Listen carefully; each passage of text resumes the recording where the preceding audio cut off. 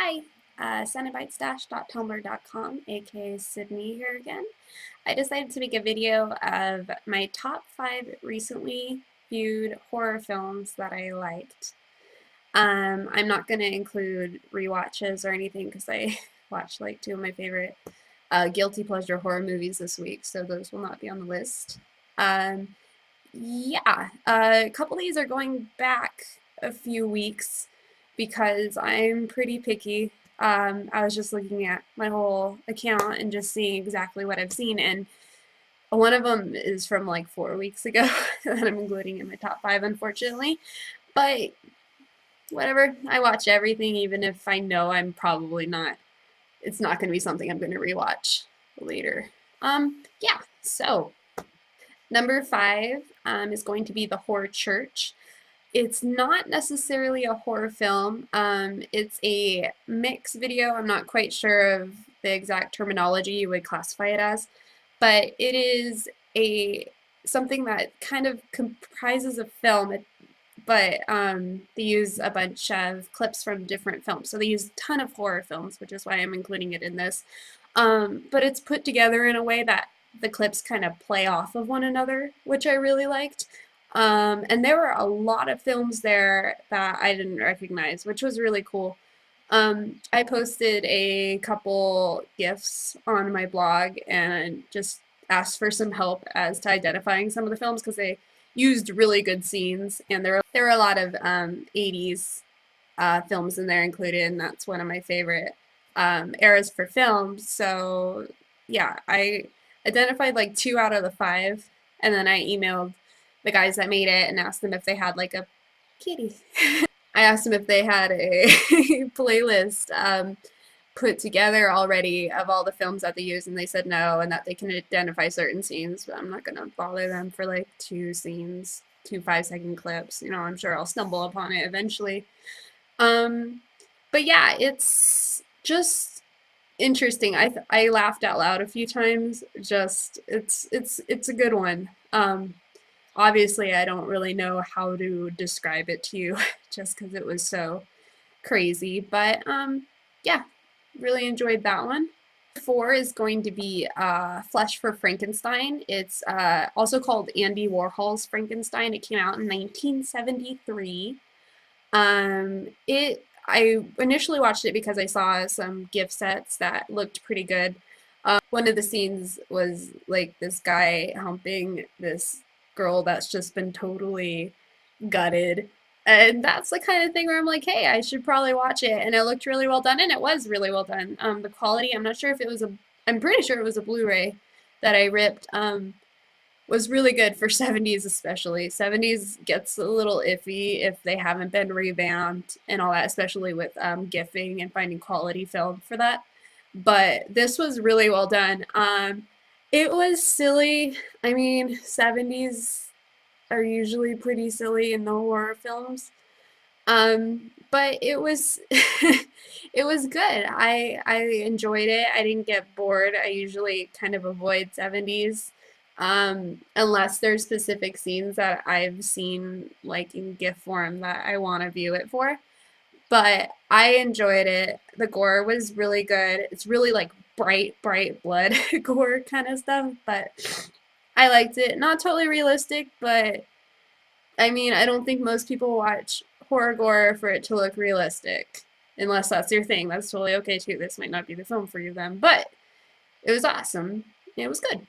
My third favorite film third favorite film would have to be Mystics in Bali. I believe I saw it on some sort of list. I like to Google lists of like uh, 5 top whatever craziest foreign films. That's probably where I found this. It was made in 1981, but I think it was also re-released in 1989. I got a little confused on those 2 dates, but it's 80s either way. And it's Indonesian in Indonesia. It's really obnoxious. Like the quality of the effects are terrible.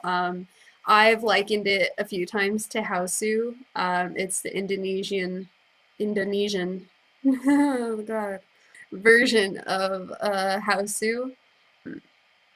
It's basically this witch, and she controls this woman and controls her body, and she makes her go out and get blood from her. I think it's specifically babies.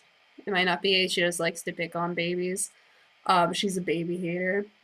So she like detaches her head and her spine and her internal organs from her body. So it's this floating head head spine organ thing floating through Bali, killing babies, and it's great. It's really good. It's really cheesy. They use green screen, so it's just terrible. It's really bad, but in a good way. I like the campiness of it, especially since you could tell that it was intended campiness. I liked it. Number two is going to be Kiss of the Damned. This is a vampire flick. I didn't hear very good things about it, but I saw a couple scenes and it looked really gory, and it's newer. I love new stuff that looks good. It's so much easier to GIF and more pleasing to the eye, obviously.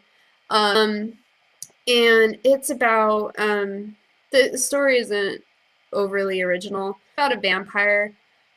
She turns this other guy into a vampire, and she has this sister, and she's a troublemaker, and the whole society of vampires feeds on animals, which isn't entirely a new concept, but they're like sophisticated. But this girl, she'll go out and kill people at like clubs and stuff, and feeds on them, and that she, I don't know, just like rebellious vampire kind of thing. It's just really stylish. I really, really enjoyed the look of this movie. I hadn't seen such a uh, pretty vampire film in a really, really long time. And it was gory, and it still had all that good stuff in it. Like I said, the story isn't super original, but the acting wasn't terrible. Um, and I liked it, obviously. It's number two, but it's not for being original or anything. It's just because it was fucking gorgeous. So that's about it. I'm shallow. Number one is going to be Lords of Salem. I hate Rob Zombie. I hate his films. I saw Halloween, and I've seen all his other shit. House of a Thousand Corpses before I saw this was my favorite, just by default. And it's just, I don't see the appeal. He's so overrated. Like, I hate him so much because people like him so much. Otherwise, he would just be an average director for me, and I know I'm going to get hate for this, and it's my opinion. But again, Lords of Salem was awesome. He restrained himself enough to make a coherent storyline, and it wasn't just all up in your face, people saying curse words and violence and stuff. That's what his normal films are. Lords of Salem at least waits for the very last 30 minutes before he fucking puts it all out there, which I really appreciated. Like, he showed some restraint, and it was good. A lot of people likened it to Rosemary's Baby, because of the overall feel of it and some of the storyline. I don't see that so much. I mean, subtly, very, very subtly, I guess. Because another thing people have said about this film is Sherry Moon Zombie isn't a very good actress. I liked her in this. I thought she was good. There wasn't that much for her to do. I mean, I guess, like, she's the main character, but she just had to act strung out and like a hippie the other time. Like, it was difficult, I didn't think. And I didn't think she was terrible. Like, it didn't distract me from the film, that's for sure. It just didn't bother me. But yeah, I like this a lot. It doesn't explain everything that's happening. There's a few what the fuck moments which I enjoyed, and they just didn't explain it, which is awesome. I enjoyed that.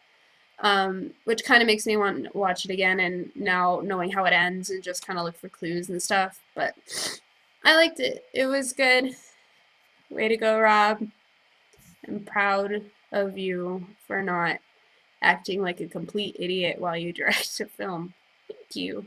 So that's it. As you can tell, I'm still sick. So I'm hoping to get over that soon. I've been sick for like 2 weeks, so yeah. Um, so yeah, I plan on making another video once I've seen 5 horror films that I would feel comfortable recommending to people again, which is probably going to be a while. Or you could throw something in the ask on my blog, and just say what you want me to talk about or whatever. I know I'm pretty fucking boring, but I enjoy talking. So, hope you enjoyed. Bye.